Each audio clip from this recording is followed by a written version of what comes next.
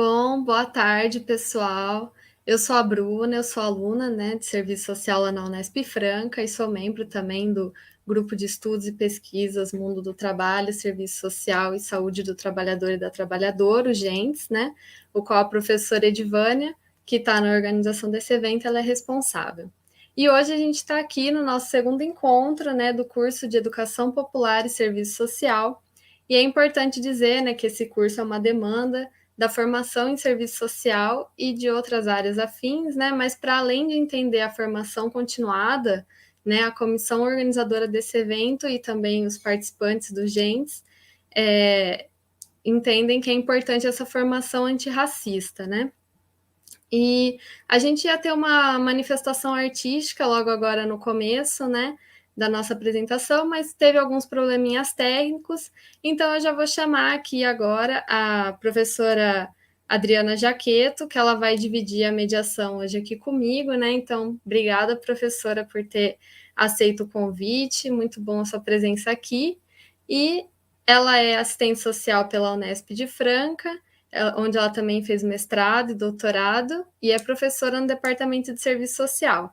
Ela fez estágio pós-doutoral no programa de pós-graduação em Serviço Social da Faculdade de Serviço Social da Universidade do Estado de Rio de Janeiro, a UERJ, em 2019, e é líder do grupo de estudos e pesquisas sobre a dimensão educativa no trabalho social, o GEDUCAS.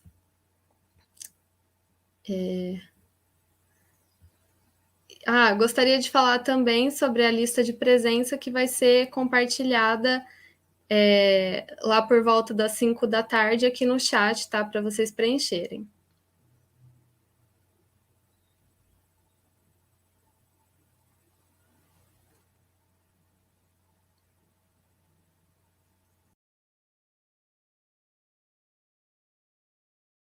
Todos e todes. É com imensa alegria, muita honra que eu estou aqui hoje, junto com o professor Vicente de Paula Faleiros, que fez parte da minha formação profissional e continua fazendo parte da formação dos nossos alunos hoje. Lembrando, né, que esse curso teve início ontem, com uma aula que nos brindou com importantes reflexões acerca dos fundamentos da formação e trabalho profissional do serviço social e educação popular. A aula ontem foi ministrada pelas professoras doutoras Thaisa Kloss e Graziela Schaeffer, e ontem o nosso sistema da Unesp estava fora do ar, o sistema de inscrição da Unesp, mas agora já se encontra regularizado, né? E em razão do atraso, então, de ontem, as inscrições vão ser estendidas até a próxima semana, dia 4, até a terceira aula. Antes de nós iniciarmos, eu queria informar, né, do falecimento da professora Dirce Koga e dizer que nós nos solidarizamos com a família e expressamos nossa eterna gratidão por toda a sua contribuição à nossa profissão. Bom, hoje, em continuidade com o curso, nós estamos aqui ansiosas, eu bastante ansiosa, para a segunda aula, que será ministrada pelo professor doutor Faleiros, né, Vicente de Paula Faleiros. E só antes de apresentá-lo, gostaríamos de frisar que esse curso, como a Bruna já disse, atende a uma necessidade de formação em serviço social e áreas afins, e também agradecer, né, mais uma vez, todo o apoio da comissão organizadora, dos palestrantes, todos os participantes, e também ao grupo de estudos e pesquisas Mundo do Trabalho, Serviço Social e Saúde do Trabalhador e da Trabalhadora, Grupo Gentes, que também promove esse curso. Esse curso trabalha com educação popular na perspectiva antirracista. Lembrando também que ele vem celebrar o centenário, né, de Paulo Freire e contribuir com a socialização da sua pedagogia e obra, com ênfase para o serviço social na luta antirracista e transformação social de todas as formas de opressão, quiçá construir elementos para a emancipação humana, discutir práticas sociais populares a partir do pensamento freiriano e contribuir com a interlocução entre o serviço social, educação popular e a luta antirracista. Eu passo agora, então, a apresentação do professor Vicente de Paula Faleiros. Ele é militante dos direitos humanos, é assistente social, é doutor também em sociologia, professor emérito da Universidade de Brasília, é pesquisador e é poeta também. Ele fez a sua graduação aqui em Franca, na Universidade de Franca, ele fez direito aqui. E depois a sua graduação em serviço social pela Universidade de Ribeirão Preto, o doutorado, é PhD pela Universidade de Montreal, pós-doutorados pela Escola de Altos Estudos em Ciências Sociais de Paris e Universidade de Montreal. Ele é especialista em gerontologia pela Sociedade Brasileira de Geriatria e Gerontologia, é professor titular aposentado e professor emérito da Universidade de Brasília, e também já foi professor na Universidade Católica de Valparaíso, Chile, Laval, Federal de João Pessoa e Católica de Brasília. Tem várias pesquisas e publicações nas áreas de políticas sociais, serviço social, cidadania, criança e adolescente, saúde pública, saúde mental, violência, velhice, gerontologia, representações sociais. Tem muitos artigos e livros publicados, eu vou citar aqui apenas alguns, porque a lista é muito grande. Ele tem o livro Saber Profissional e Poder Institucional, A Política Social do Estado Capitalista, Metodologia e Ideologia do Trabalho Social, Estado e Sociedade, Parcerias e Práticas contra a Violência Sexual, O Trabalho da Política, Saúde e Segurança dos Trabalhadores, Estratégias em Serviço Social, Violência contra a Pessoa Idosa, Ocorrências, Vítimas e Agressores, entre muitos outros livros e artigos. Então, nós agradecemos imensamente o aceite do professor Vicente de Paula Faleiros por estar aqui hoje conosco, com certeza trará uma contribuição valiosa à nossa formação. Muito obrigada. E assim, então, eu passo a palavra ao professor que fará ministrará a sua aula para nós aqui hoje. Muito obrigada, professor. Boa tarde, agradeço esse convite. É uma volta à minha terra, a Franca, né, e a Ibiraci, Capitinga, essa região, já que o poeta ia começar, eu vou também começar uns minutinhos, né, falando de uma poesia para Ibiraci, né, que eu me lembrei na hora que você estava falando do poeta, que Ibiraci quer dizer árvore-mãe, né? E queria homenagear também a Dirce e lamentar profundamente, né, a sua morte, uma contribuição muito grande que ela deu ao serviço social. Então, vou começar falando dessa cultura da região, que é a cultura do café. Voltar à árvore-mãe, deixar o tempo aqui, aquecido de sonhos luz, flor da terra, Ibiraci. Chutar as enxurradas, lamber doce de leite, sorver café de aroma, crianças com enfeites, quentura do pão de queijo, passeio em coreto e praça, perder vista nas palmeiras, curtir o ar de graça. Em caminhos da roça, levar peso dos passos, parar no descanso bom com a ternura dos abraços. Trazer água da mina, nadar lá na pissarra, olhar para as meninas, romper nossas amarras. No barro, agora asfalto, perigo ao descer a serra, fica o sol nas jardineiras, sem mais tempo de espera. Visitas de casa em casa passam já para a internet, mas na vida um dos outros, muita conversa se mete. Que saudades das tias, dos brinquedos com as primas, os carrinhos de rolimã, gibis, cowboys, as esquinas. As famílias se enlaçando em casórios, nos encontros, ruas sem contramão, florescendo novos pontos. Ouço ainda serenatas de um tempo que se foi. A vida se move rápido, o presente se constrói. Se olhar a história, ainda se encontram amigos que compartilham o tempo, estão outros em jazigos. Futuro é o horizonte, montes, rios, sapés. Branco se encaixa em verde nas flores do café. Então, é uma homenagem aí à região, né, do café, da cana, de muita exploração do trabalhador, né, e também, né, do acolhimento, né, do cafezinho com pão de queijo. Bem, gente, falar do Paulo Freire é uma lembrança da minha formação em Ribeirão Preto, onde, em parceria com o Ministério da Educação, na época que nos dava o projetor, nós fizemos, né, uma experiência de alfabetização na Vila Virgínia, em Ribeirão Preto, depois na beira da estrada de uma fazenda, com a bateria do carro, acendendo o projetor, e a Escola de Serviço Social tinha uma militância, né, que trabalhava em contato com a população, né? Inclusive foi suspenso na faculdade por fazer teatro popular, suspenso uma semana. Quando veio o golpe de Estado de 64, né?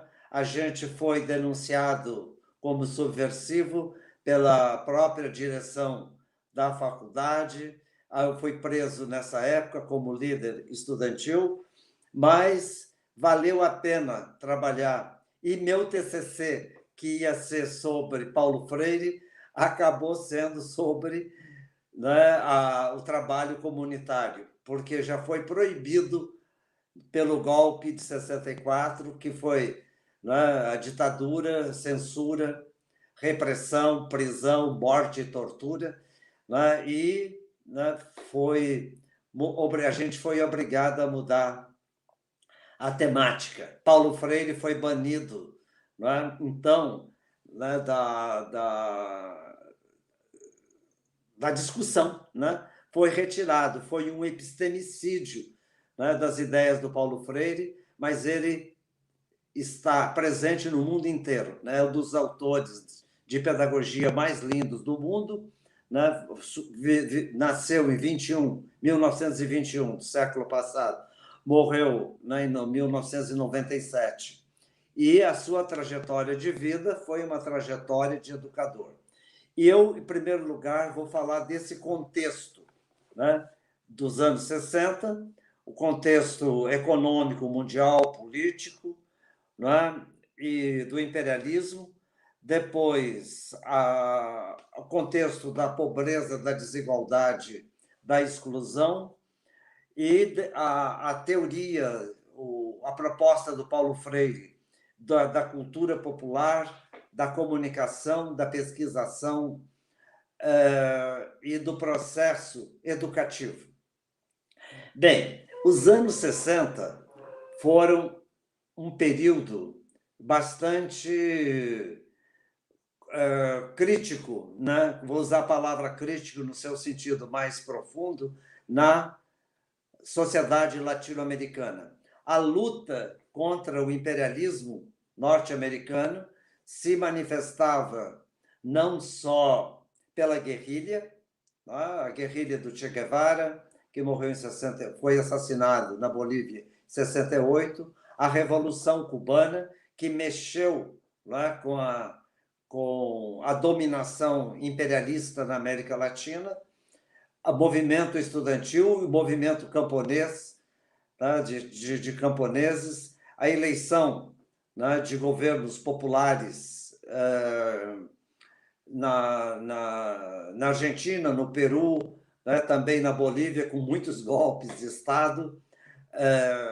e uma disputa, então, né, também pelo discurso, pela ideologia, pela palavra, pela escola.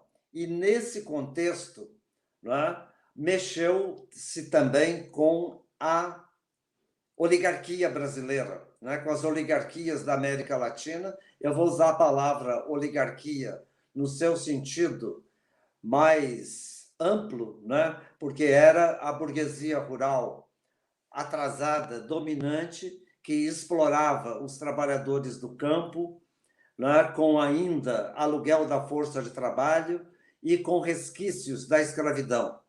O programa da Unesp se propõe na luta antirracista, e é bom lembrar, né, que nos anos 60 e hoje ainda no Brasil nós temos resquícios de um país escravocrata. E Paulo Freire, no Nordeste, né, colocou a questão da alfabetização, né, desses trabalhadores que eram considerados, numa expressão horrorosa, né, usada na época, curral eleitoral dessas elites. Né? Então, eles eram.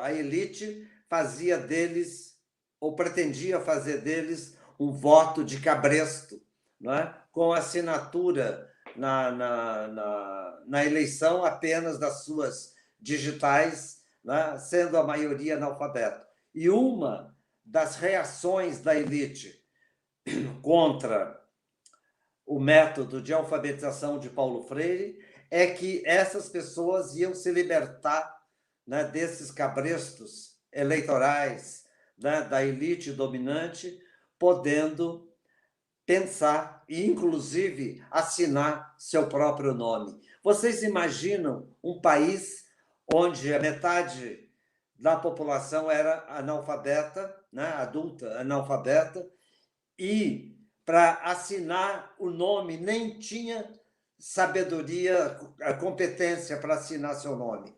Então, no processo de alfabetização, né, a gente enfatizava também a identidade das pessoas para saber assinar seu nome, saber escrever seu nome, que é um orgulho, né, de qualquer criança, hoje com 5 anos de idade, que se alfabetiza, né, de saber assinar seu próprio nome. Então, eles não tinham identidade própria, né? Eram servidores, né? Serviçais, melhor falando, da roça, da opressão e também com dominação econômica, porque havia o sistema aí do barracão, né? Onde os proprietários rurais distribuíam a comida, vendiam, né, os gêneros alimentícios, arroz, feijão, que não era produzido na roça, o óleo, principalmente, sal, e depois descontava do salário. E muitas e muitas vezes acontecia que os trabalhadores, no final do mês, ao invés de receber salário, ainda ficavam com dívida para com esses patrões. Então, toda essa opressão, né, que vem no Nordeste desde dos engenhos de açúcar, né, na produção do café aí na região, né, do milho, do arroz, era uma semi-escravidão, porque não tinha contrato assinado, né? O trabalho à meia também era um contrato verbal, né? Mas sempre para o patrão ficava mais que a meia colheita, né? Em troca da cessão da terra, o trabalhador trabalhava de sol a sol, né, para produzir, e nem sempre se apropriava do seu produto na terra do patrão. Então, Paulo Freire, quando em Caicó, no Rio Grande do Norte, começou a sua processo de alfabetização, foi, não é, uma iniciativa, né, anunciada em todo o Brasil, de que em 40 dias se podia alfabetizar as pessoas. E para fazer essa alfabetização, ele coletava, né, e eu, na minha experiência também, palavras geradoras da própria população. O Boaventura dos Santos, no seu livro Epistemologia do Sul, ele diz que Paulo Freire tinha uma pesquisa extrativista, diferente da pesquisação da pesquisa participante. Eu vou aqui discordar do Boaventura, tendo participado de 3 experiências, né, de investigação temática do Paulo Freire, dizendo que a ideia não era extrair as palavras do povo, mas, pelo contrário, devolver as palavras para o povo. As palavras, né, que o povo expressava no seu cotidiano, porque havia, aí usando de novo Boaventura num sentido positivo, uma exclusão abissal da cultura, né? Paulo Freire chama muita atenção para essa dominação cultural, né? Ele usa a expressão nos seus livros de invasão cultural, né? Que era a forma, né, de dominação, e não era só apenas a distinção entre o saber culto e o saber popular, mas era uma distinção, como diz o Bourdieu, uma distinção desqualificadora, né? Era uma distinção desqualificadora de ser caipira, né? De ser ignorante, né? De ser não conhecedor das coisas. Então, o fato de trabalhar a cultura popular significa na perspectiva freiriana, né, uma troca de saberes. Existe, ele reconhecia, e todo mundo sabe isso, é óbvio, o saber dominante, que é o saber culto, o saber dos advogados da época, né, que iam estudar em Paris, falar francês, tocar piano, fazia um campo, na expressão do Bourdieu, né, um campo específico, né, da dominação. Então, havia o campo e os hábitos, né, dos dominantes que, inclusive, não é, interagiam, né, com os escravos, com as classes populares, por meio do chicote, né, por meio do pelourinho, né, na época da escravidão, né, com a exclusão da palavra desses escravos, embora a gente saiba que havia, né, a relação, né, como Gilberto Freire mostra em Casa Grande e Senzala, entre brancos e negros, mas não numa relação harmoniosa, mas numa relação de aproveitamento, né, numa relação de uso do corpo das negras, né, para a satisfação dos brancos, embora pudesse haver também trocas e favores.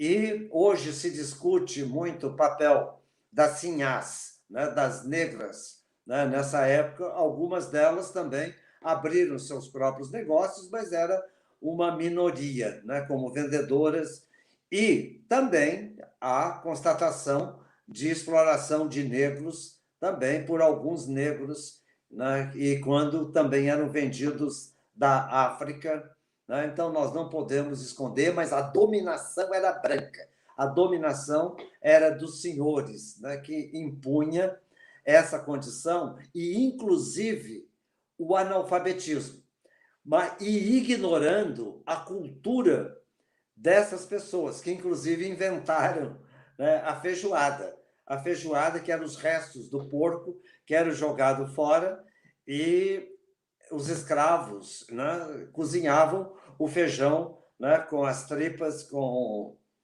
os pés, né, do porco, fazendo então isso, que depois foi apropriado pela cultura dominante, né, e hoje é vendido caro em alguns restaurantes. Então, toda essa troca não existia. E Paulo Freire começou a olhar a possibilidade de valorizar, aliás, a possibilidade não, a valorização do discurso da população, né? Do discurso e da sabedoria popular. Porque a sabedoria não era só para fugir do patrão, mas para sobreviver, né? A sobrevivência das classes populares fazia com que eles inventassem suas músicas, suas danças, o forró, a cultura, né? A festa de São João, as comidas, né, e o compartilhamento entre eles, porque a senzala não é tão ela é muito pintada pelo Gilberto Freire, mas a senzala era um lugar horrível, né? Sem as mínimas condições, né, de sobrevivência. E os trabalhadores rurais do Nordeste eram, né, consequência, né, dessa forma de exploração dos engenhos. E os senhores da terra, né, os donos de engenho, eram, né, carrascos, né, verdadeiros carrascos dessa população, embora exercesse, por outro lado, o clientelismo. Então, era uma combinação da repressão com o clientelismo, né? E há um livro importante para se entender esse contexto, que é do Vicente Nunes Leal, né, que se chama Coronelismo, Enxada e Voto. Então, os coronéis, né, dominavam não só a economia, mas o voto, né?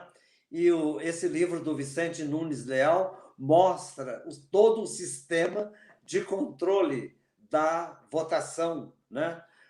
No bico de pena, na condução de eleitores, aí mesmo em Ibiraci, né? Quando eu era criança, né? As eleições eram disputadas, às vezes a bala, né? Meu pai também foi candidato a vereador, foi eleito em Ibiraci, né, o Valdemar Faleiros, minha homenagem. Então, toda essa né, disputa pelo voto. E minha mãe, a Elvira Magna Faleiros, foi professora, né, ajudou a alfabetizar voluntariamente, né, muitas pessoas aí em Ibiraci, que por gratidão muitas vezes levavam um franguinho, uma dúzia de ovos, uma verdurinha para agradecer o trabalho dela. Então, toda essa relação, né, de dominação era no Brasil inteiro. Não é? Na produção do café em São Paulo, né, do arroz no Rio Grande do Sul, na agricultura também, das pequenas propriedades, que aí onde havia um pouco mais de independência, mas o Antônio Cândido, no livro dele aí de São Paulo, Os Parceiros do Rio Bonito, onde ele mostra realmente, né, essa expropriação, né, dos trabalhadores, né, em toda a região, e eu estou expandindo essa análise desse contexto no qual a alfabetização era uma revolução, né? Se alfabetizar era a possibilidade de se libertar. E aí, nesse contexto dos anos 60, né, Paulo Freire, ao colocar o processo de alfabetização, se colocou também numa corrente de questionamento, né? A corrente de questionamento do imperialismo, né, que veio, como eu já citei, da Revolução Cubana, né, das guerrilhas, mas também de movimentos de cultura popular, né? Eu fui do CPC da UNE, CPC é Centro Popular de Cultura da UNE, né, em Ribeirão Preto, e nós fazíamos teatro popular como estudante de serviço social. E nessa época, né, então, havia esse movimento estudantil, né, que liderado pela União Nacional dos Estudantes, a UNE, criou centros populares de cultura. E o próprio MEC, né, organizou o Movimento de Educação de Base, o MEB, né, que também propiciou a discussão, né, da educação a partir, né, da realidade da população. E a cultura popular, então, começou a ser valorizada, que Paulo Freire chama pedagogia do oprimido, no sentido de que a fala, né, dessas pessoas era silenciada, né? Era uma fala silenciada. E, ao falar a própria palavra, né, ao pronunciar a própria palavra, abria a possibilidade da denúncia, né, da crítica a essa situação, porque era uma palavra proibida, né? né? Hoje nós temos muitas palavras que foram proibidas, né, pelo autoritarismo do governo Bolsonaro, né, como a educação, né, sexual nas escolas. É a mesma lógica, né, dos repressores, de proibir, né, falar de educação, né, e de proibir sexual. Era, digamos assim, equivalente, né, de repressão, de não poder falar a própria palavra, né? Então, você, né, ao fazer investigação temática, né, das palavras populares, descobria como um Guimarães Rosa, né, as expressões do povo para falar da vaca, para falar do parto, para falar da cozinha, para falar do feijão, para falar da roça, né, para falar do amor, para falar, né, do dia a dia. Então, isso era abrir espaço para denúncia, né? A pronúncia da palavra do povo era, ao mesmo tempo, uma possibilidade de denúncia. Então, ao captar as palavras, né, geradoras na população, a perspectiva era de mudar a consciência, né? A consciência de que se tinha daquela própria palavra para passá-la para uma dimensão crítica, né? Paulo Freire falava da consciência ingênua e da consciência crítica. Então, essa consciência crítica era a denúncia do sistema, né?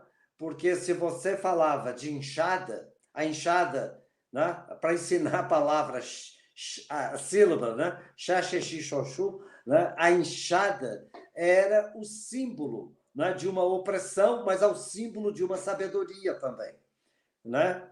Porque a sabedoria da enxada eu aprendi com um trabalhador rural aí em Ibiraci, o João Herculino, que me deu uma aula de como usar a enxada, né, com chuva, sem chuva, em aclive, em declive, capim alto, capim baixo, molhado, seco, né? Então, eles sabiam, né? E a enxada era, ao mesmo tempo, a possibilidade de denunciar a dureza do trabalho, de denunciar as horas e horas passando com a enxada na mão, né? Eu já tentei capinar, mas não aguentava mais que uma hora. Então, toda essa condição, né, era a condição da exploração do trabalhador, né, que se expressava nessas palavras, né? A palavra, então, expressava, né, uma denúncia, uma crítica da exploração. Então, não se limitava à silabação, né? Alguns autores criticam o método de alfabetização do Paulo Freire por restringi-lo, né, a uma forma muito mecânica, né? Mas ele não, pelo contrário, era a abertura para os círculos de cultura, para falar da realidade que não era falada, né? Para falar de uma realidade que não era falada, numa comunicação dialógica, né? Então, essa comunicação dialógica entre o educador, né, que o Paulo Freire chamava, né, de coordenador dos círculos de cultura, né, era de participação, de coparticipação. Então, é uma verdadeira pesquisa participante, né, que era feita, né, não para sistematização acadêmica, mas para justamente mudar, né, transformar. Então, na ótica da transformação da realidade. Bem, qual é a relação disso com o serviço social? Né? Então, essa segunda parte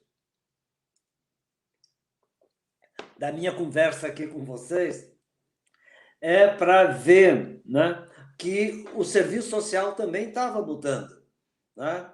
Não foi influência do Paulo Freire, mas também foi influência das condições sociais e políticas, e houve uma interação, então, da mudança social com essa mudança, essa educação do Paulo Freire a partir, né, da fala do povo. As mudanças no serviço social, na época, foram fundamentais para desconstruir toda uma ideologia também de opressão, né? Porque a relação de poder que eu mostro nos livros aí que a Adriana citou, né?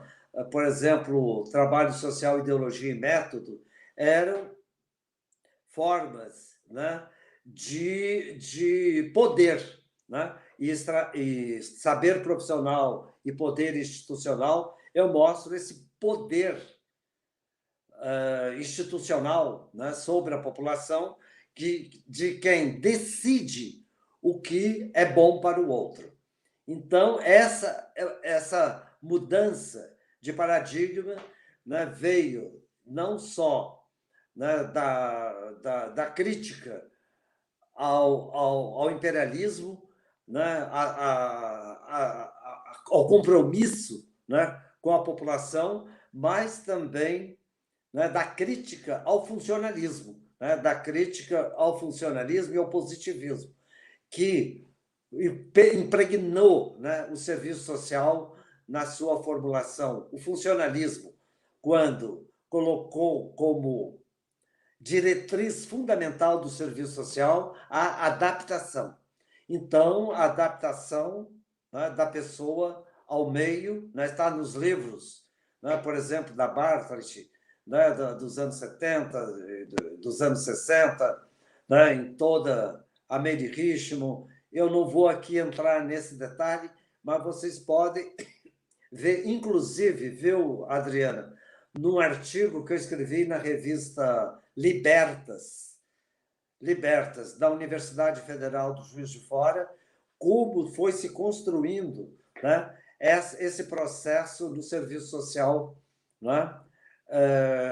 E é o último número, né, do ano passado, basta entrar na internet, né, Libertas Faleiros, aí vocês vão ver o artigo sobre a construção, né, do serviço social nesse processo de crítica ao funcionalismo, ao positivismo, né, e ao compromisso com as classes dominantes, né, mudando, então, esse paradigma de compromisso. Então, a metodologia do Paulo Freire interagiu muito com esse movimento de reconceituação, com esse movimento de crítica, né? E abriu espaço para fundamentar e para estabelecer estratégias de ação voltadas para o protagonismo da população. Porque o chamado desenvolvimento de comunidade também era uma forma, né, de extensão do saber dominante para o saber dominado. Então, a aprendizagem que foi feita também nesse processo do serviço social teve a contribuição da teologia da libertação, não é? A teologia da libertação e a palavra-chave, né, do movimento de reconceituação, o conceito-chave, melhor, né, a ideia mobilizadora, né, da reconceituação foi libertação. Então, o Paulo Freire também, ao falar de pedagogia do oprimido, incorporou toda essa ideia, né, da luta dos oprimidos pela libertação cultural, pela libertação econômica, pela libertação política, né, da dominação. Então, o movimento de reconceituação do serviço social, ao considerar, né, a libertação, que teve várias nuances, né, e várias perspectivas do serviço social. Por exemplo, a palavra libertação em Ezequiel Anderegg, né, é muito diferente da nossa formulação na Escola de Serviço Social de Valparaíso, onde libertação tinha um conteúdo de classe, né? E para Anderegg não tinha um conteúdo de classe. Então, à medida que nós vamos entendendo melhor o processo de libertação, e vocês podem fazer a pergunta, em Paulo Freire tinha um conteúdo de classe a palavra libertação? Sim, mas não na luta de classes, né, pela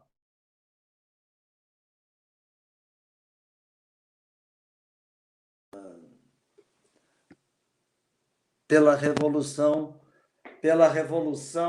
né, violenta, mas da luta de classes por uma forma, né, de expressão, né, da cultura, né, e da realidade.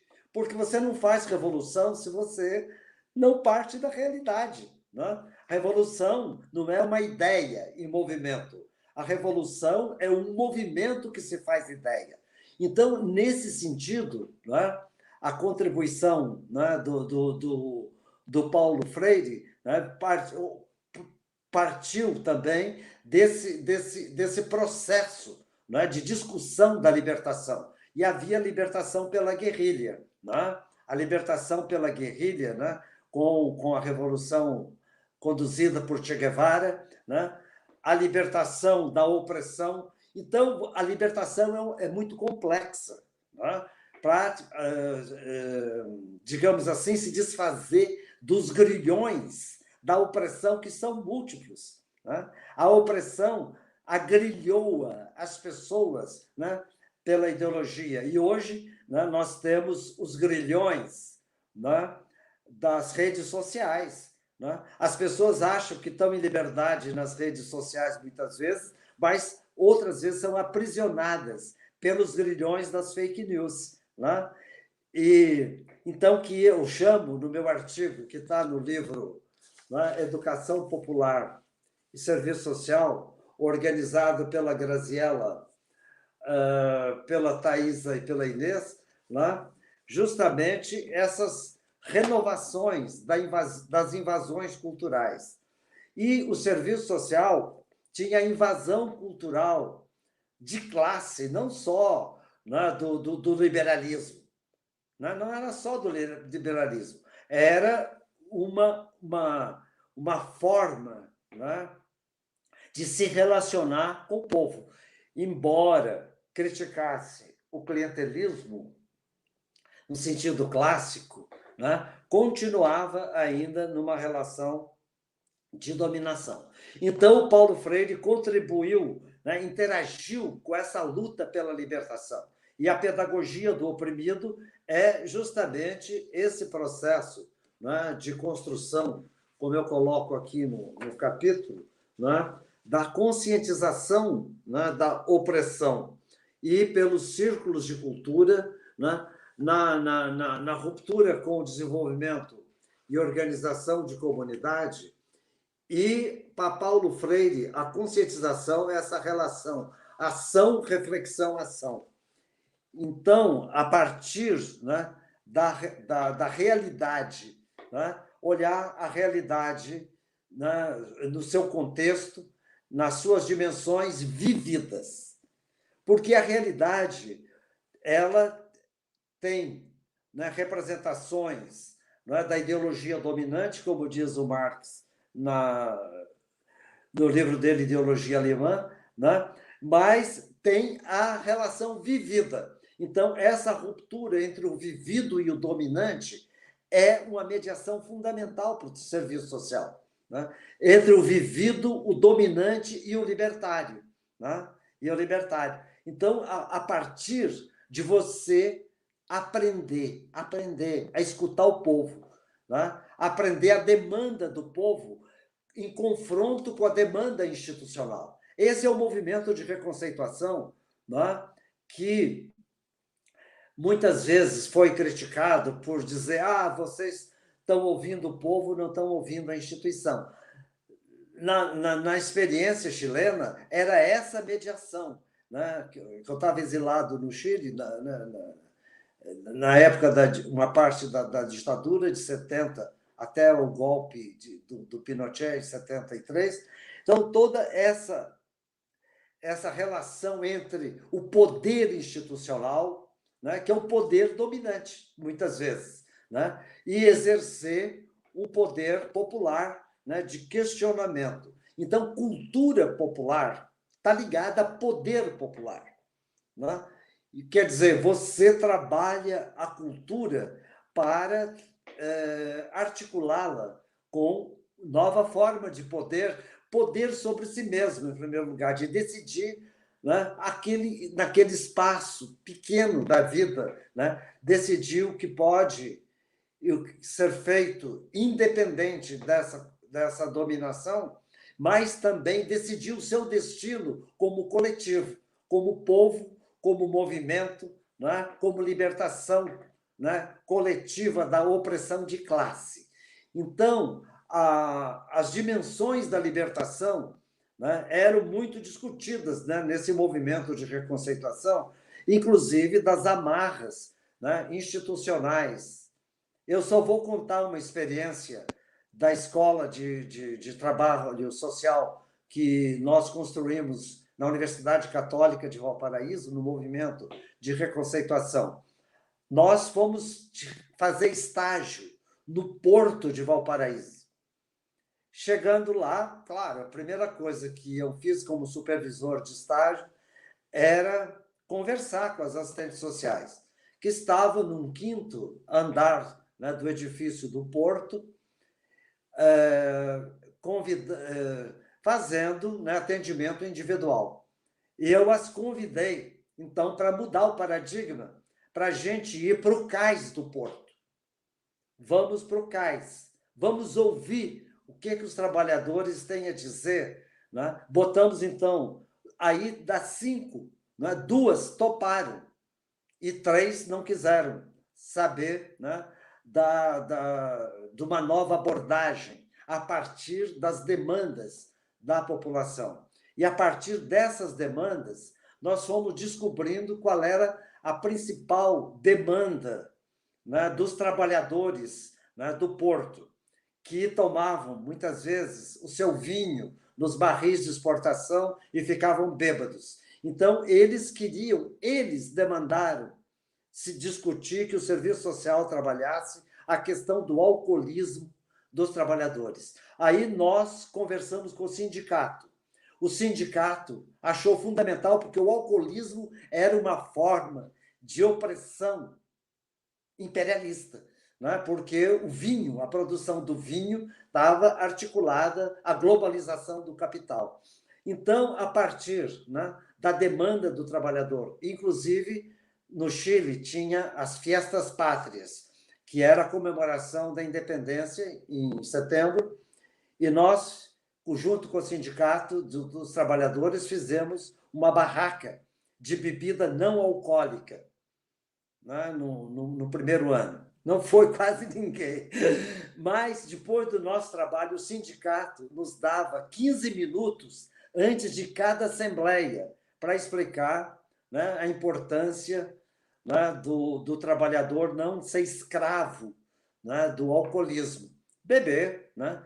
Mas nós trabalhamos com um setor médico da empresa que também tratava, né, dessa questão.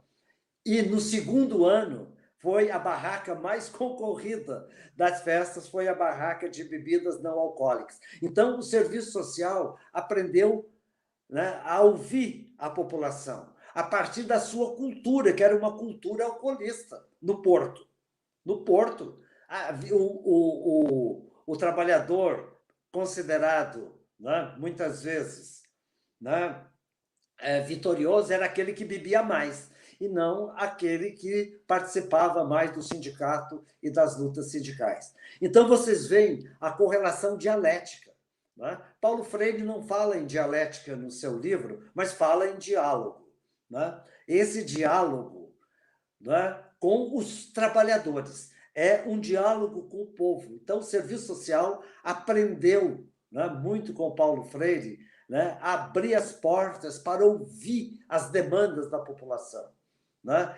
Toda essa demanda, né, que vem da realidade, a partir das palavras da população, e quais são os projetos, né? Quais são os projetos da classe trabalhadora, né? Os projetos de libertação que ela formula, e não aqueles que eram levados, né, pelas classes dominantes, pelas instituições, que nem eram libertação, eram mais de dominação. Então, esse processo, né, de construção, de interação, né, pode ser desenvolvido, né, articuladamente com os indivíduos, com grupos, né, com os coletivos. Então, o coletivo do sindicato foi fundamental, né, para o trabalho social no Porto.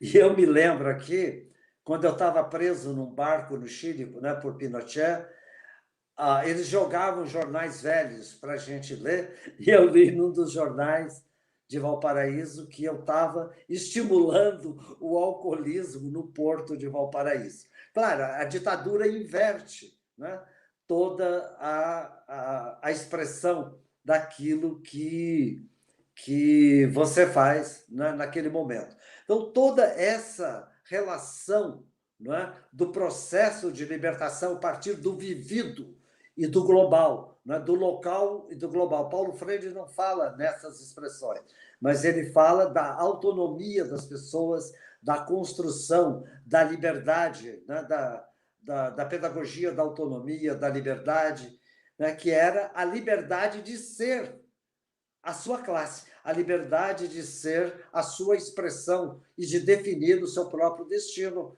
como povo, como coletivo e também como classe. Então, a contribuição do Paulo Freire com a reconceituação do serviço social é muito íntima. E o conceito, né, de conscientização foi um conceito que nós incorporamos muito no serviço social nos anos 60. Conscientização não é levar a consciência de fora para dentro. Então, conscientização significa justamente esse processo, né, de construção da cultura popular, da educação popular, a partir, né, da sua própria realidade e das dimensões de construção, né, de um projeto, né, dessa libertação como processo complexo, né? Você tem, né, grupos de vanguarda, né, que vão assumir, vamos dizer assim, uma posição, né, de luta de uma forma de ponta, de frente, melhor, né, de protagonismo, de frente. Mas a vanguarda sem retaguarda não adianta nada, né? Se você não tiver todo um processo, né, de adesão, de cultura, de mudança de si mesmo e do seu coletivo na relação, né, de poder existente. Eu vou ficar por aqui, e esse capítulo, né, do livro da Graziella, da Thaisa e da Inês, né, pode contribuir bastante para a gente aprofundar e relacionar com o serviço social hoje, né, que tem muitos desafios, né, inclusive com a volta do clientelismo, né? O Auxílio Brasil é um clientelismo deslavado, né? É o clientelismo, né, com uma roupagem, né, agora dos coronéis, não dos coronéis, mas dos prefeitos, dos governadores, né, que aderirem, e dos políticos, né, que vão, inclusive, aproveitar do dinheiro dos precatórios para também, se for aprovado, fazerem, né, mais clientelismo na população. Então, essa classe dominante, né, está retomando com a ditadura, né, que retomou com a ditadura e com o autoritarismo do governo Bolsonaro, essas formas de dominação. Então, os desafios do serviço social são imensos, porque nós tivemos uma era com a Constituição de 88, né, de defender direitos, né, e de inserir a população, né, nos seus direitos e discutir os direitos com ele. E hoje os direitos não são importantes, né, para a equipe do governo, né? O que é importante é justamente aliciamento, né? Não é o direito, é o clientelismo, né? É a tropa, né? É criar, né, uma tropa de apoiadores. E nós, no Serviço Social, temos, de novo, o desafio de construir, né, um projeto de libertação no século XXI, nesse momento, né, nesse contexto, reforçando, então, né, esse processo, né, da construção de uma consciência crítica, né, da realidade e das dominações que vão mudando de forma, né? A dominação, né, que era do chicote, né, passou agora para a sedução né, do consumo da internet. Então, nós temos que estar atentos às novas formas de dominação, inclusive das fake news, né, mas voltando de novo, né, a retomar as demandas do povo, nem que seja no seu mínimo necessário, que está sendo negado, né? Até a comida está sendo negada hoje à população, né? Que está morrendo de fome, né? Com 18 milhões, né, de famintos no Brasil. Né? Então, na fila do osso, né, nos açougues. Então, toda essa realidade, né, ela vai, né, talvez mudar, né, nossa pesquisa, sendo a palavra osso, né, hoje, né, uma palavra-chave da conscientização da população, porque ninguém merece estar comendo osso, né? Tá, até mais. Então a gente conversa. Adriana. Muito obrigada, professor Faleiros. Nós agradecemos mais uma vez a sua disponibilidade em compor conosco esse momento de reflexão e pelos seus conhecimentos compartilhados com tanta generosidade.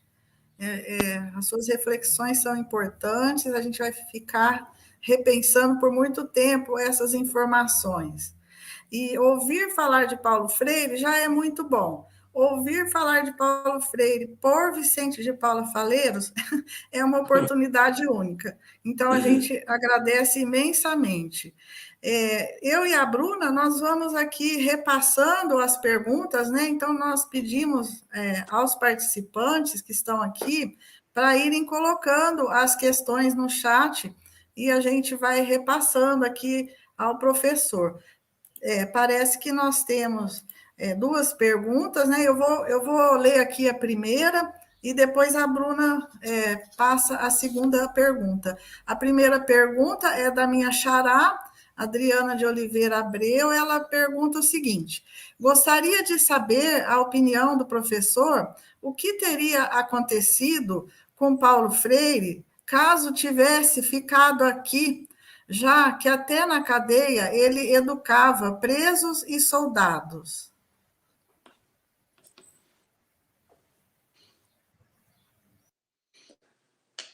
Bom, é a questão, né, de reduzir, de mediar melhor, né, a desigualdade, né?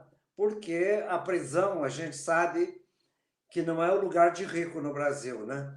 Era o lugar de pobres, né, de excluídos.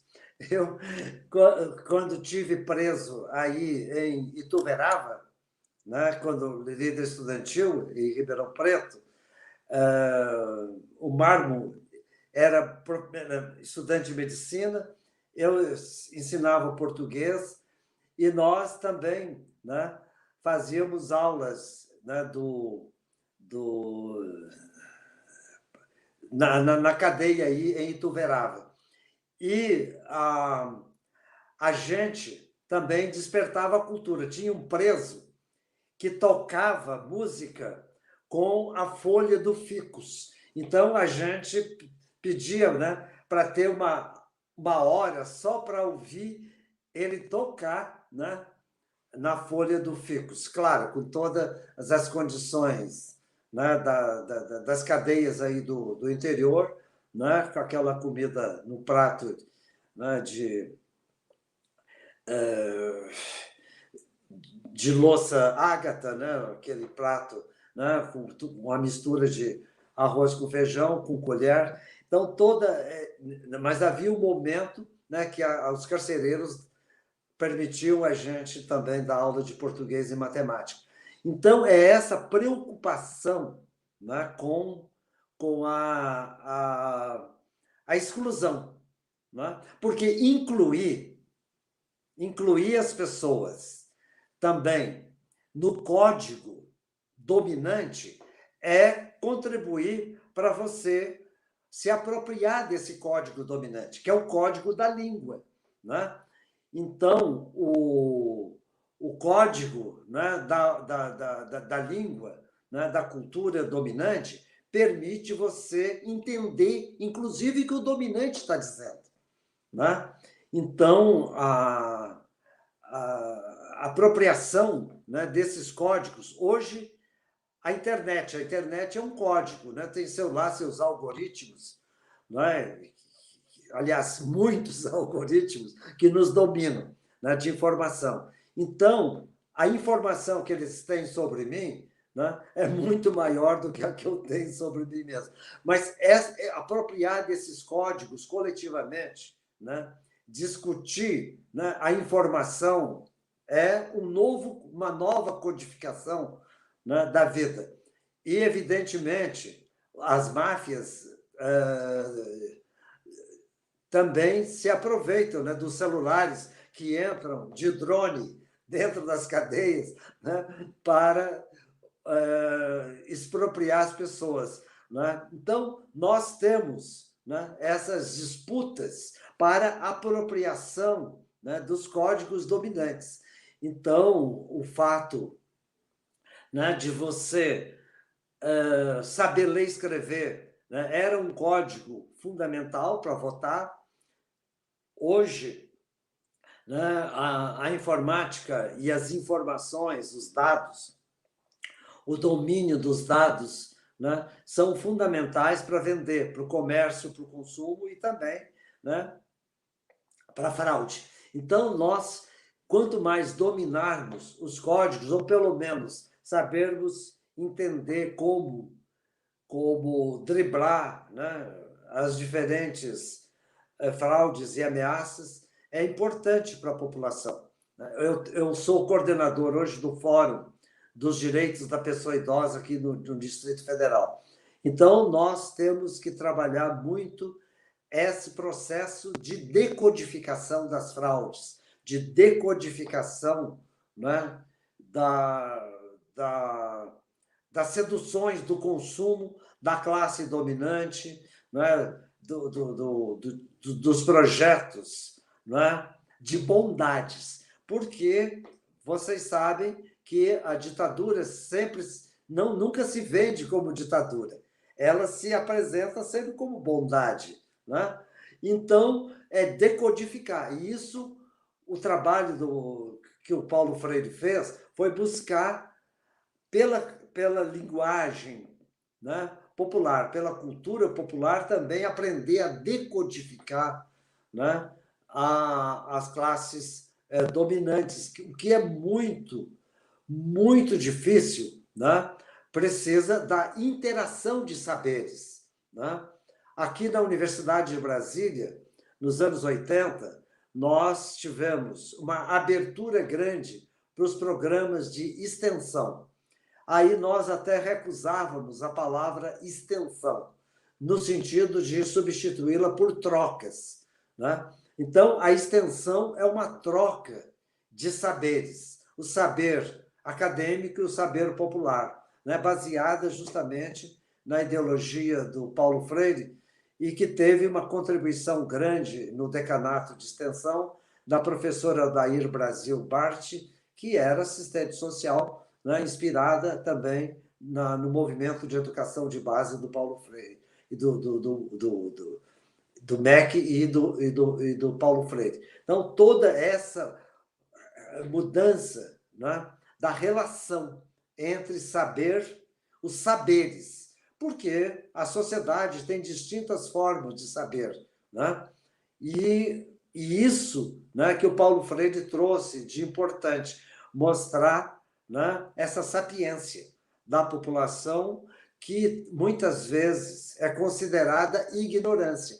Então, aí é uma inversão, né, ideológica, né? A sapiência do povo era chamada de ignorância, né? Então, toda essa nova dimensão, e faz com que também a população fique alerta, pelo menos, para uma parte da manipulação que hoje, né, continua cada vez mais forte com as redes sociais, a mídia, não é? E não só televisiva, né, visual, mas a mídia auditiva, com os milhões de rádios que nós temos, né, milhares de rádios que nós temos espalhados pelo Brasil. Então, toda essa dominação cultural, né, ela é importante de ser desconstruída em qualquer espaço, né? A gente tendo condição, né, de mudar, né, a interpretação do mundo, né? Marx dizia na ideologia alemã que o importante não é interpretar o mundo, mas transformá-lo. É importante interpretar e transformar, né? Não significa primeiro transformar ou primeiro interpretar. É essa relação, reflexão-ação, que o Paulo Freire sempre fazia. E você não pode transformar tudo, mas pode transformar as condições de acordo com as suas forças, né? Com as suas possibilidades, com a sua realidade.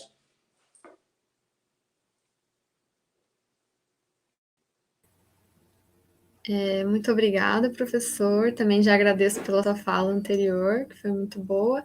E agora, uma segunda pergunta, né, que vai de encontro com isso que o senhor estava falando, inclusive, né, que é do camarada Curirim. Você acha que pensar uma universidade popular não seria uma perspectiva assertiva para construirmos o caminho para uma educação popular no Brasil? Uma educação que não seja pensada pela burguesia? Bom, é uma pergunta complexa, porque a universidade tem vários tipos de saberes. Agora, eu vou dar o exemplo das cotas, né, que começaram aqui na UNB. Né? Nós lutamos pelas cotas e elas mudaram o perfil da UNB. Quando eu cheguei aqui nos anos 80, o perfil era de gente que chegava com carro, né? Bem vestido, brancos. Hoje, metade das alunas e dos estudantes da UNB são pretos, são negros. Então, as cotas, né, mudaram. Então, a universidade faz com que o povo entre nela. Isso é importante, mudar o vestibular, né, mudar as formas, né, de vestibular. E também fazer universidades voltadas para temáticas, não é? Por exemplo, agricultura familiar. O MST, né, tem a sua universidade, né, que é fundamental para a organização do MST e também para a produção, né, e para manter as ocupações, porque o MST é bombardeado não só pela forma de ocupação, mas pela forma de produção, né? Então, nós temos que trabalhar, né, essa interação, né, de saberes e aprender, né, com a população e, ao mesmo tempo, contribuir para essa interação, né, de saberes. Então, incorporar o povo, né, pelas cotas, por exemplo, ou outras formas de acesso, né, abrir as portas da universidade, né, para a inclusão, ser uma universidade inclusiva, como também ter formas, né, de que a universidade participe daquilo que o povo está fazendo, né? Por exemplo, a questão da água, né, para a população. Então, como que trabalhar, né, de forma diferente, né, a distribuição da água, o consumo da água, né, a defesa do ambiente, a partir das próprias experiências populares, as formas de adoção, né, a comunidade, né, as favelas têm muito a nos ensinar como cuidar, né, dessa adoção comunitária, né, que quando as mães, os pais precisam trabalhar e não tem com quem deixar os filhos, sendo as creches, né, ainda distante, né, do ideal aqui no Brasil. Então, nós temos, né, esse aprendizado, né, popular. A defesa das mulheres, né, contra a violência. Então, elas inventaram um apito, né, para poder chamar a atenção quando alguma delas é violentada, né? Então, tudo isso faz com que a aprendizagem, né, do povo tem que ser incorporada também nas estratégias de ação e numa interação, não é, de controle, porque a ciência é um saber elaborado com regras. Né? Então, você tem muitas formas de saber. Tem o saber prático, mas a ciência tem uma forma de saber de comprovação. Então, você pode, né, interagir com o saber popular dentro dos parâmetros da ciência e fazer os parâmetros da ciência também contribuírem, né, como a Embrapa faz, para o saber popular.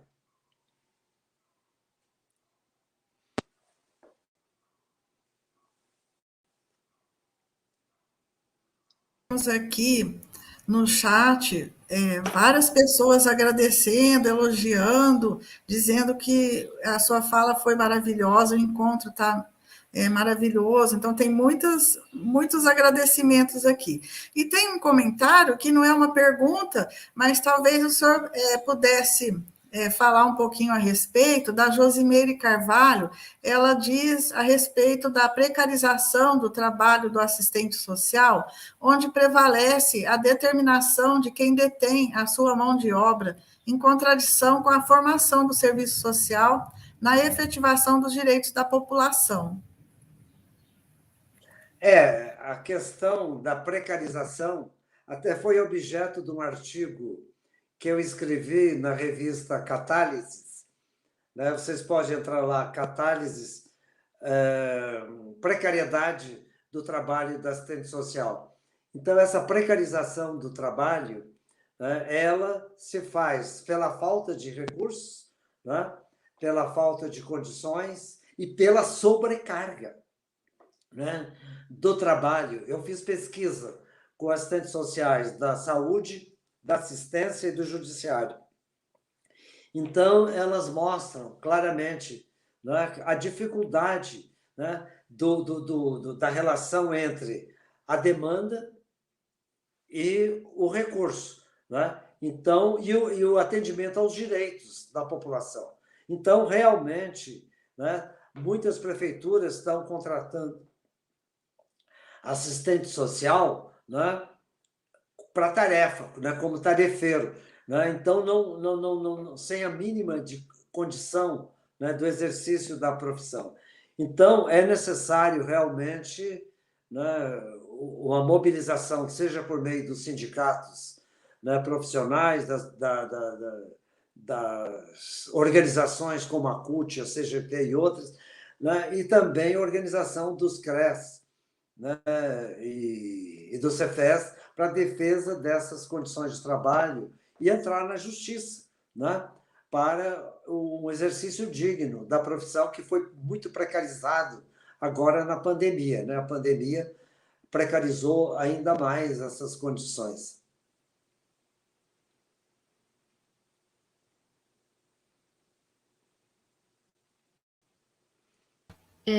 Agora mais uma pergunta que veio ali no chat da Georgiane Correia Ribeiro Alves. A pedagogia de Paulo Freire pode ser considerada uma pedagogia de resiliência, considerando o conceito de enfrentamento, superação e fortalecimento e a resiliência nas organizações? A palavra resiliência é uma palavra recente, né? Seria um anacronismo dizer, mas a resiliência significa a capacidade de retorno, né? Algo que é dobrado e retorna à sua condição como uma chapa de aço, né? Que é dobrada e ela volta, né, à sua formatação. E isso é uma forma, vamos dizer assim, de resistência. Eu acho que a palavra resistência seria mais própria para o contexto da época, mas, no fundo, interagem, resistência e resiliência. A resistência no sentido de se opor, né, à invasão cultural, de se opor à ideologia dominante, né, de se opor à visão de mundo.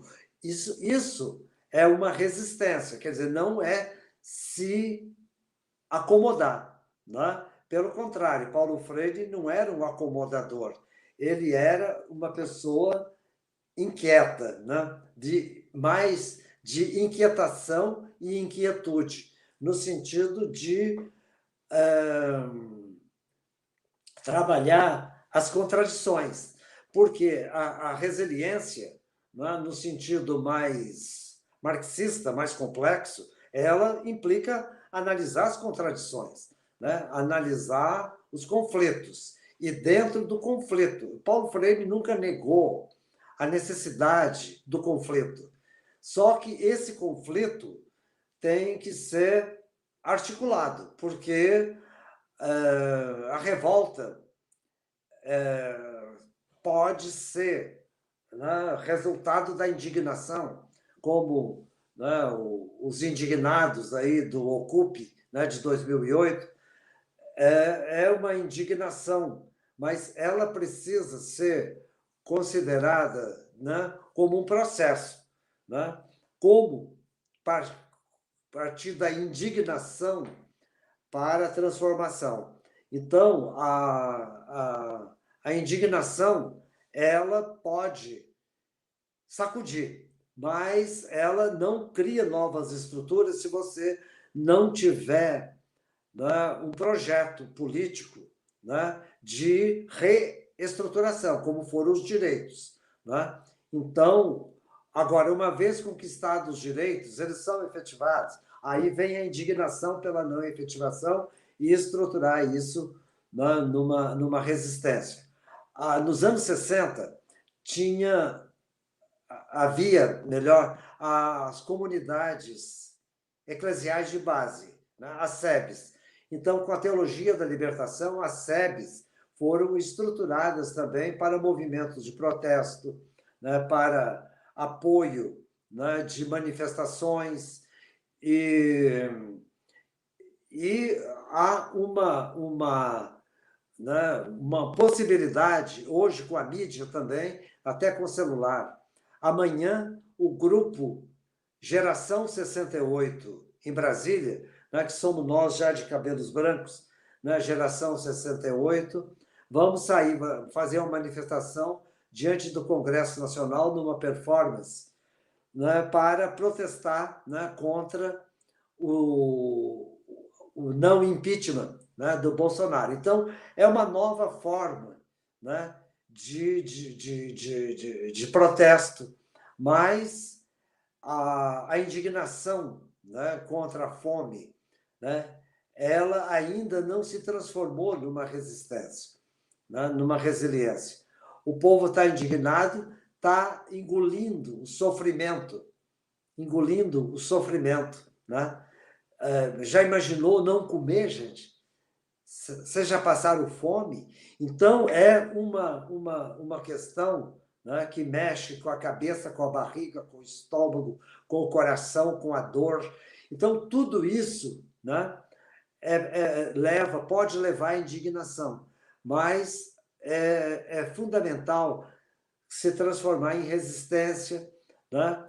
E a resiliência aí não é voltar ao que era antes, é superar. Né? A dialética fala justamente do processo de superação que vai além da resiliência. Né? Superar essa situação, né? Que é um processo, né, dialético, né, de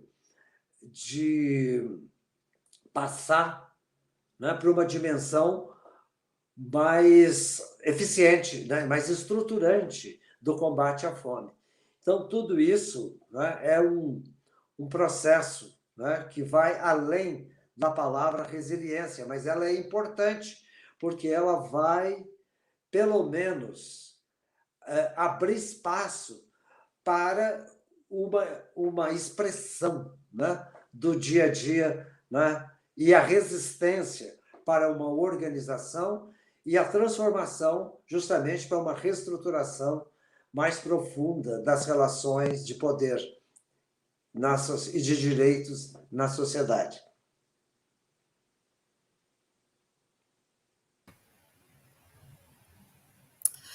Bom, professor, chegou mais uma pergunta agora, da Elaine Santos. Ela diz o seguinte, a respeito dos desafios da educação popular em tempos de encontros remotos e avanço dos meios eletrônicos. Quais as possibilidades no contexto das plataformas digitais, já que muitos consideram um caminho sem volta? Bom, a expressão digital está aí, né? Ela, né, Elaine, ela está aí, a gente tem que contar com ela e se apropriar dela, né? Porque é um espaço de educação e é um espaço de informação que nós podemos trabalhar, mas não reduzir a ele, né? Porque a gente sabe que o espaço da troca, né, direta é mais interessante, né? Porque você vê o olho no olho, você vê a possibilidade da ação conjunta de uma forma mais interativa. Eu dei aula esse ano para um grupo de 40 pessoas na UNB, de forma virtual. E realmente o grupo se expressava. A maioria ficava em bolinhas, né? Nem mostrava a cara, mas é necessário agora interagir as duas formas, né? A forma presencial e a forma digital, mas vamos dizer assim, acompanhamento, com monitoramento, com sequência, para chegar a estabelecer também formas de ação coletivas, né?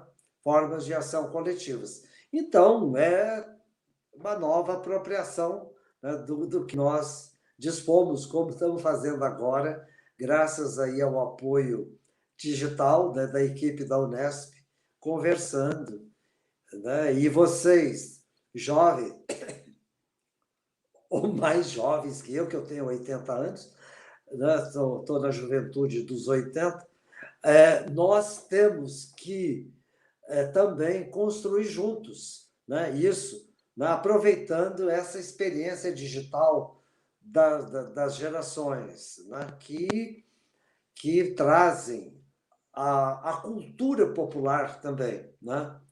Para essa possibilidade, né? De reconhecimento, né? De reconhecimento, né? Dessa cultura, né?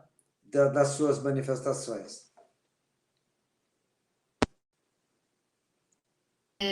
Mais uma pergunta chegou aqui do Danilo Vamos Brito. encerrar com essa, então? Pode ser, pode ser. Tá. Gostaria de ouvir do professor Faleiros um pouco da relação do trabalho social com famílias no CRAS com a educação popular de Paulo Freire. Olha que desafio! Os CRAS são uma porta, né, de atendimento da população.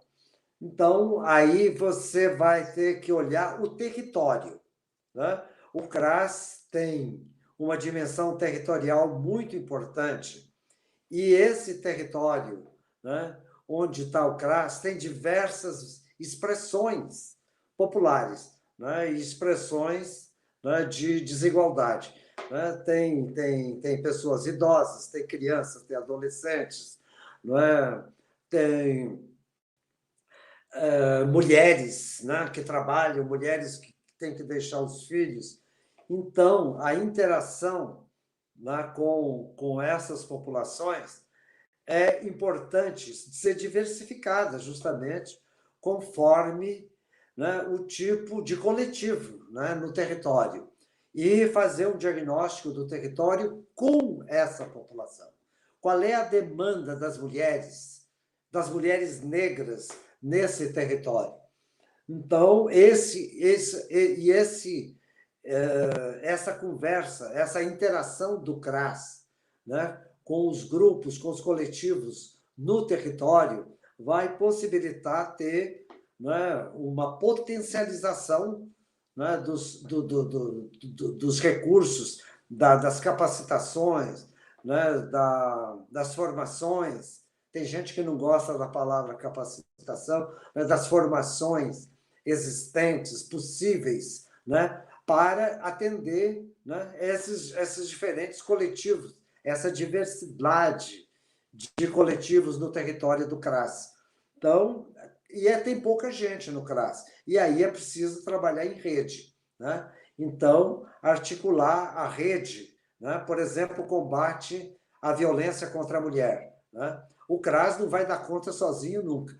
Então, ele vai ter que se articular com a rede, né, de mulheres, a rede de proteção no território, né, e estabelecer meta. Nenhuma mulher violentada em 2022. Quer dizer, como é que nós vamos chegar a essa meta estabelecida pelas redes? Que é uma meta humana, né? É uma meta humana. Então, tudo isso é preciso ser construído na rede do território, com metas, com articulação, né? Eu falo no meu livro Saber Profissional da metodologia da articulação. Então, o trabalho em rede, quer dizer, é necessário colocar, né, em movimento, né? A estrutura, ela não anda sozinha, né?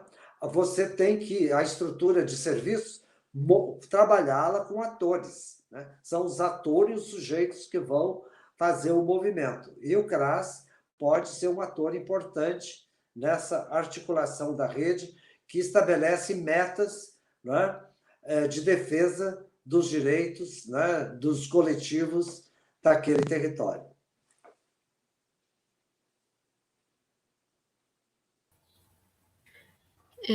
Então, agora, né, a gente terminou esse ciclo do debate. Muito obrigada pelas perguntas, obrigada pelo professor que respondeu. E aí, antes de entrar nas considerações finais, né, a gente vai exibir a manifestação artística, né, que não conseguiu ocorrer no início da nossa transmissão de hoje, mas que a gente faz questão de que seja exibida, né? Essa manifestação vão ser duas declamações de poesia, né? A primeira é uma poesia do Carlos Assunção, que ele é um poeta francano e, além de poeta, também é professor e advogado. Ele publicou vários livros, construiu um importante legado antirracista e se mantém até os dias atuais na militância antirracista. Foi reconhecido, né, em diversos momentos da sua vida pelas suas contribuições em torno da luta antirracista e recebeu, inclusive, né, agora em 2021, o título de doutor honoris causa pela Unesp de Franca. Então, quem vai fazer essa declamação é o Marcos Paulo Rocha Fernandes, que ele é graduado em História, né, pela Unesp de Franca, ele é poeta e trabalhador de uma operadora de telefones, mas a poesia é o seu grande sonho. O Marcos, ele também é pesquisador do GENTS, né, o grupo de estudo do mundo do trabalho, saúde do trabalhador e da trabalhadora, e inclusive, ele é o autor do título do grupo, né, que para esse título ele também fez uma poesia, então pode transmitir o vídeo dele.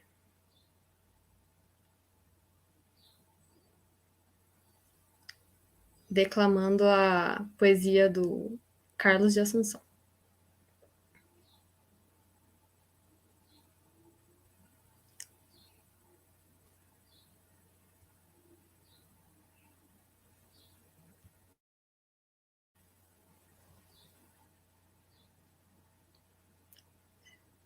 Ok, então só um minutinho que a gente está aí com umas questões de tecnologia.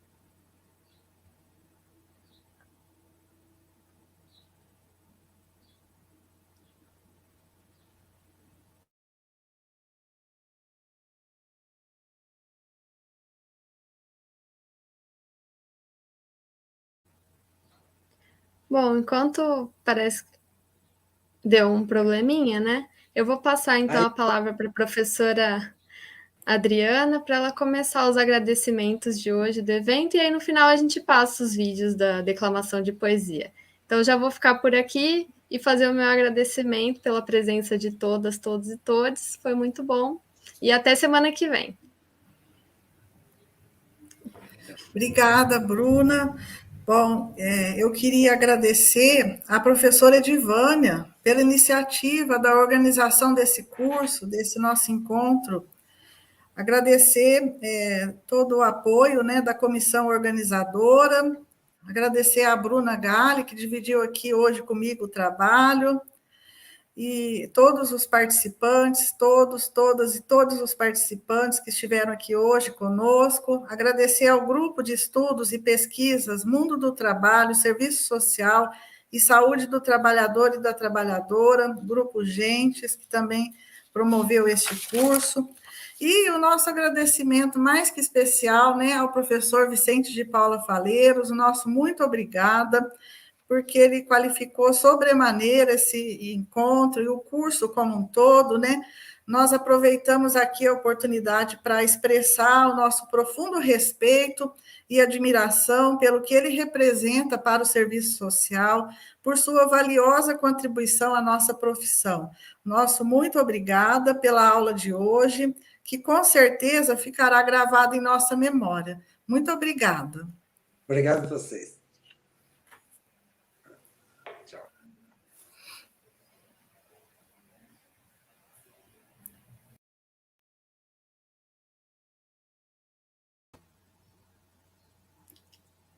Bom, acredito que agora então a gente vai tentar compartilhar de novo o vídeo. Tá aparecendo.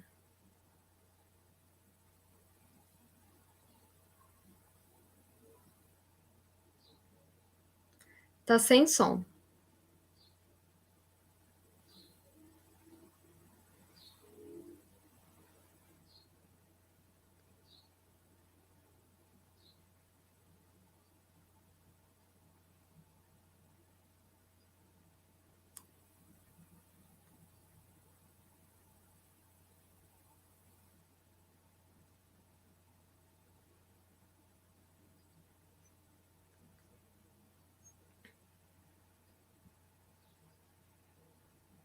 Um poema de Carlos Assunção, poeta francano.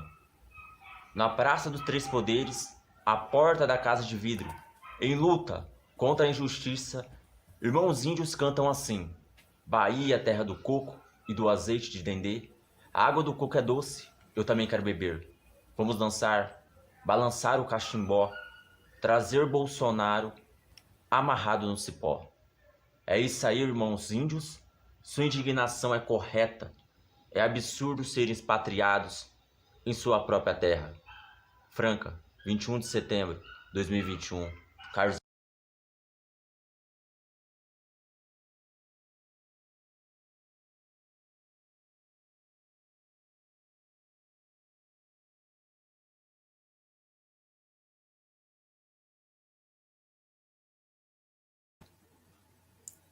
Agora vai passar mais um vídeo, né?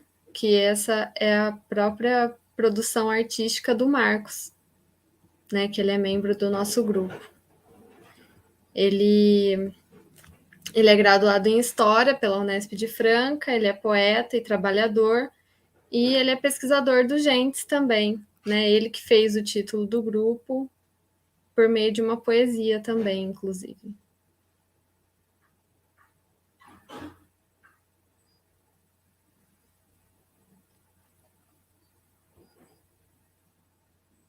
Um poema de Carlos Assunção.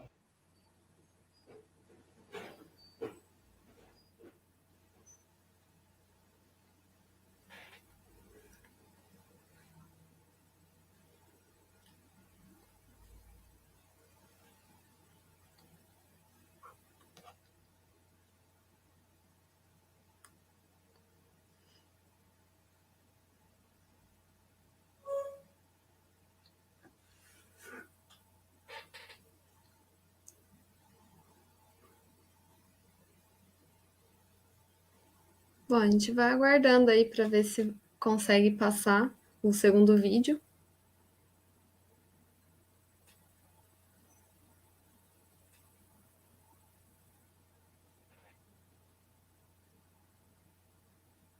Um poema de Carlos Assunção, poeta francano.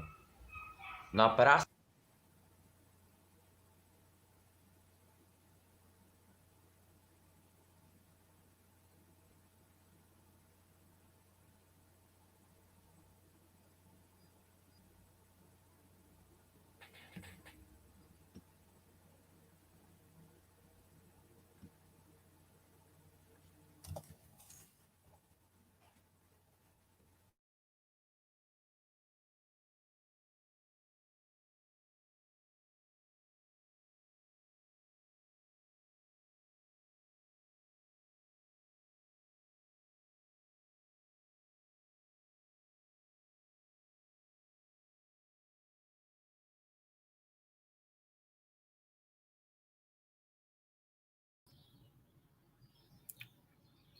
Nós vamos colocar apenas o áudio, porque o vídeo que o Marcos nos encaminhou, nós não estamos conseguindo transmitir, tá? Então, nós vamos colocar o áudio aqui do vídeo que ele encaminhou para a gente, de uma poesia de autoria dele. O berço do meu país é indiferente, explorou o negro. Deu para ouvir? Que aí eu vou voltar aqui do início. Deu sim, professora. O berço do meu país é indiferente, explorou o negro, o índio, e nessa coleta seletiva, a gente. Se afirmaram o direito, ir à luta constitucional, porque a bandeira verde e amarela ainda desagrega o sabor de nós. Ciência, uma mãe das civilizações, expurga os mares dos povos. Ficará irada ao saber que, desses muros, há muitos de fora, pela cor da pele, preto igual. Se fez de mulato o que era negro desde recém-nascido. Os mucambos rebelaram-se contra a realeza, coroa quebrada. Terras sem lei, terras por lei. Ocas sonoramente abertas para que os índios fizessem a consagração da civilidade. Nunca foi uma competição, é uma disparidade. Esses tantos relutam nesse ninho de pólvora à procura de saúde, lazer, educação, equidade. A terra era deles, ócio, ocas, cotas. Por direito à diversidade, não por diversão e tiro nas costas, apenas cotas para as ocas. Desceu-lhes a madeira nesse contrabando cultural. As ocas são cotas, as cotas são ocas. As lutas são flechas e não queixas. Os barões da atualidade, as cotas, não nos querem fornecer e nos vira as costas. E as custas da nossa luta, custa-nos acreditar. Paulo e suas cotas. Marcos Paulo. É isso, muito obrigada, gente. Infelizmente, nós não conseguimos compartilhar o próprio Marcos declamando, né? Mas é um poeta, né? E que trabalha com elementos da realidade, da vivência social, né? Então, uma gratidão, né, de ter recebido um poema dele específico para o nosso encontro. Né? Ele tentou entrar, mas a internet dele não permitiu, né? E eu aproveito aqui para registrar um agradecimento à professora Adriana Jaqueto, que veio participar, somar com a gente, e ao professor, né, Vicente de Paula Faleiros, pela excelente aula, excelente contribuição, né? Acho que agrega muito. E também ao Bruno, que está no chat aí do YouTube, né? A Bruna, que está aqui, enfim. Muito obrigada, gente. Eu gostaria, então, de finalizar, primeiro comentando que, apesar das dificuldades, né, foi um ótimo evento, e agradecer principalmente ao Marcos, que a mensagem, né, pôde ser ouvida, e foi uma fala, uma poesia muito potente. Então, muito obrigada, acho que vai servir de inspiração para todo mundo aqui que viu, para refletir sobre os assuntos que foram tratados aqui. Então, agora encerrou mesmo. Obrigada a todos que ficaram até aqui. E semana que vem tem a aula 4 com o Franz Fanon.